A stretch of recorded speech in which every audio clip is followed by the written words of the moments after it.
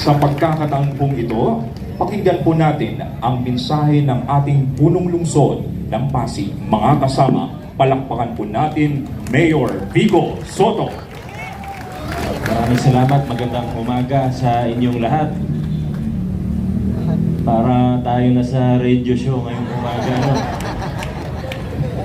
Vice Mayor Dodot, sa ating Sangguniang Panlungsod, sa mga kawani ng ating nasyonal at lokal na pamahalaan, sa lahat po ng ating mga kasama.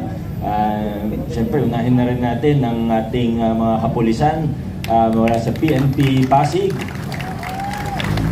Congratulations sa mga nabigyan ng pagkilala ngayong umaga. At higit pa ron ay congratulations dahil laging nangunguna ang Pasig PNP sa mga police station sa buong Pilipinas.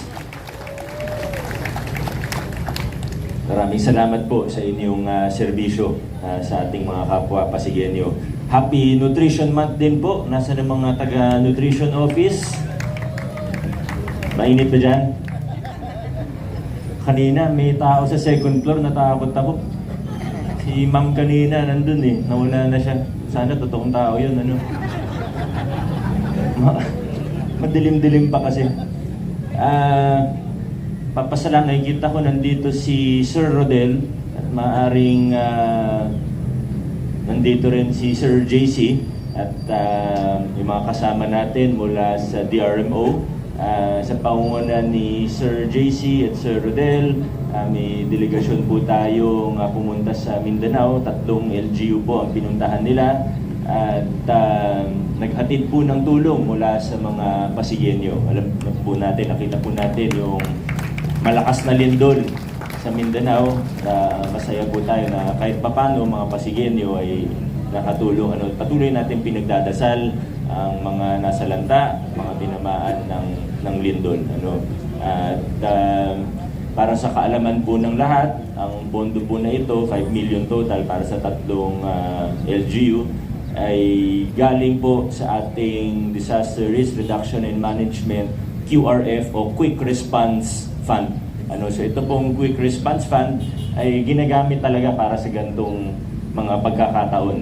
At pasalamat na lang po tayo na hindi natin siya kinailangan pa dito sa ating lungsod, kaya pwede na po natin siyang itulong sa ibang lugar. Muli po sa mga kasama sa delegasyon natin, hindi ko na po isa-isahin ang mga pangalan ninyo, pero maraming salamat po at kayo personal na punta doon. Yun lang po muna. Nakita ko rin pala yung resulta ng survey natin tungkol sa ating 4-day work week at mukhang karamihan, actually overwhelming ang majority na natutuwa sa 4-day work week. Kita niyo naman, guys, yung resulta. Naantay ko na lang din yung feedback mula sa mga kliyente, mula sa taxpayers at sa mga kapwa nating Pasigenyo. Pero sa ngayon kasi halos sa totoo, wala naman akong reklamong natatanggap mula sa mga kliyente.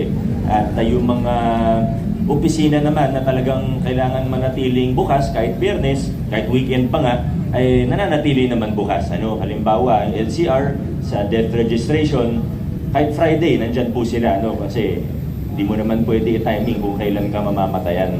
Kaya po natin na bukas siya kahit Friday para hindi ka mag-aantay ng 3 araw. Kung na rin, namatayan ka Thursday ng gabi, mag-aantay ka ng 3 araw, kawawa naman.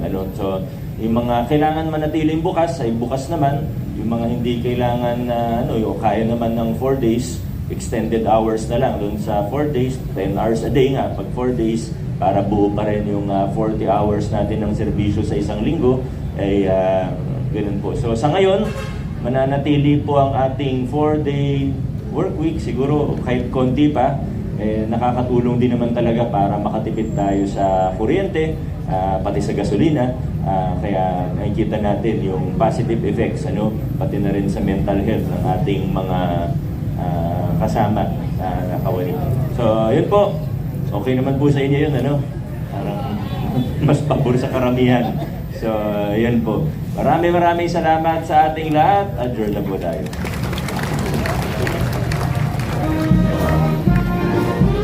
Bago tayo tayo sa isa sa mga tampok ng ating programa, ang pagkilala sa ating mga natatanging kawani, ating bigyang pugay ang mga nagpakita ng kahusayan, dedikasyon at tapat na paglilingkod.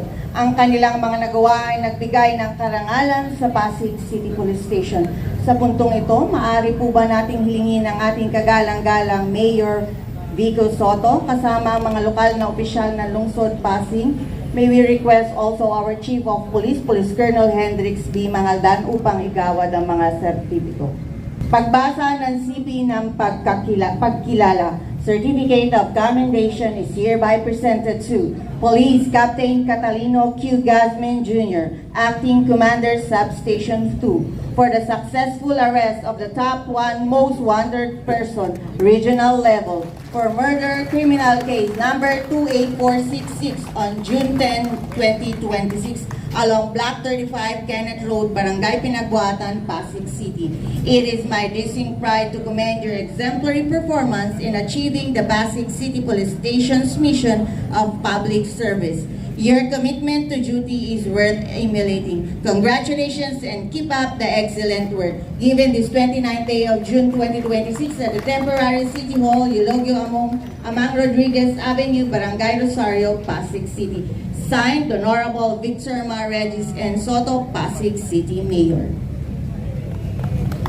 Same certificate of commendation is hereby awarded to Police Staff Sergeant Jericho Armando A. Galimba, Assistant Team Leader.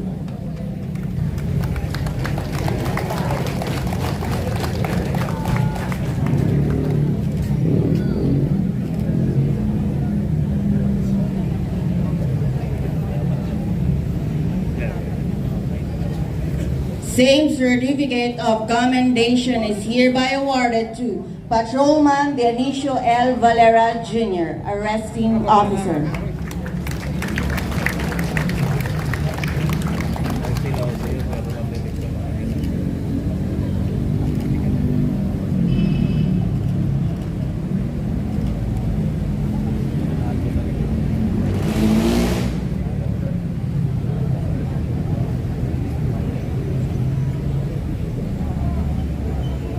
Same certificate of commendation is hereby awarded to Patrolman Johnson N. Rosete, Arresting Officer.